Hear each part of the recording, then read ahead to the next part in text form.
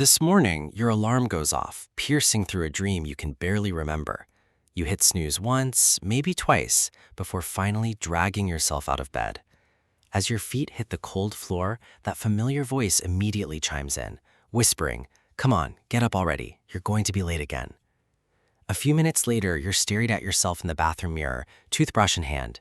Your mind is already racing miles ahead of your body, shifting into survival mode for the day. You leave yourself a frantic mental sticky note.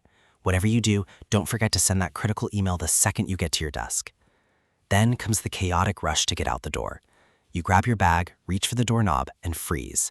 The keys aren't in your pocket. They aren't on the counter. In a flash of sheer frustration, you blurt out to the empty room, seriously? Why am I always so incredibly clumsy?"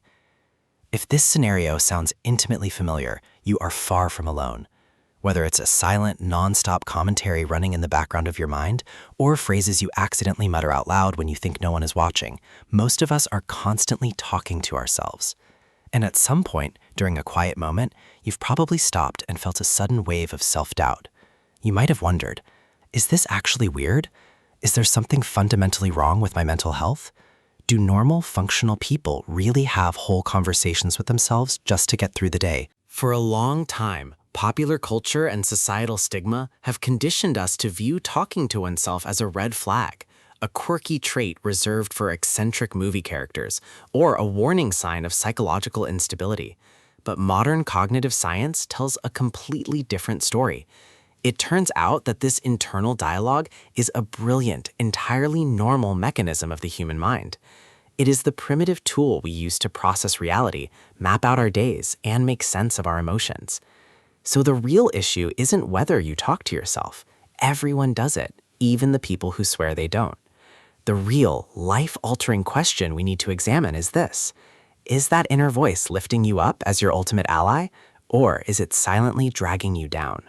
So what exactly is this inner voice, and why does it have such a massive impact on how we feel about ourselves? Self-talk is simply the verbalized thoughts you direct at yourself. It can be a helpful reminder. Take a breath, handle it one step at a time. But it can also be a blade. "I'm so useless. I always ruin everything." Here's the twist. Having a voice in your head isn't inherently dangerous. Most of us engage in daily inner dialogue to plan, regulate our emotions, and motivate ourselves. But like any tool, if used incorrectly, it can become a whip. A single internal sentence can help you stand your ground, or it can be the very thing that beats you down all over again. But no one is born knowing how to talk to themselves, whether in a way that lifts them up or tears them down. That voice is usually shaped very early on. Childhood. Kids often talk to themselves while playing to learn how to regulate their behavior. Initially, they speak out loud, but as they grow, those phrases move inward and become their inner voice. Past environments. The way you speak to yourself today is sometimes an echo of the words you used to hear. If you were constantly scolded as a child with things like, "Why are you so clumsy?" you might unconsciously use that exact tone on yourself as an adult. It's not because you want to suffer, it's just that your mind is conditioned to that style of communication. The overthinking habit. Under stress, the brain wants to control everything. You replay every word you said. You overanalyze every glance. In those moments, self-talk is no longer a guide. It devolves into an endless loop of self-interrogation. Once you've lived with that voice long enough, you start to notice it showing up in very familiar personas. The silent reminder, finish this, then do that. Stay calm. This is a helpful form of self-talk that keeps your thoughts organized. But the price you pay surfaces only when these gentle reminders turn into constant pressure. You can't make a mistake. You can't forget anything. The inner coach. Focus. Breathe slowly. This is incredibly useful when you're under pressure or facing a challenge. But if this coach morphs into a ruthless drill sergeant, you no longer give yourself permission to be tired, to make mistakes, or to simply be human. The familiar critic. You accidentally send the wrong file at work, and instead of thinking you just need to fix a typo, you think, "I'm so useless." The price you pay is that you aren't just dealing with a minor error anymore. You're carrying the heavy burden of shame about who you are as a person. The catastrophizer. A friend is slow to reply to a text, and you immediately assume they hate you. This voice forces you to live through the pain of a disaster that hasn't even happened. The price you pay is that your body goes into full fight or flight mode, even when there's zero external evidence of actual danger. The past ruminator. At night, you lay in bed asking yourself, was it weird when I said that? The price you pay is losing your present moment because you're constantly being dragged back to a courtroom in your own mind to stand trial for the past. The chronic apologizer. You tell yourself, it must be my fault, even when you've done nothing wrong.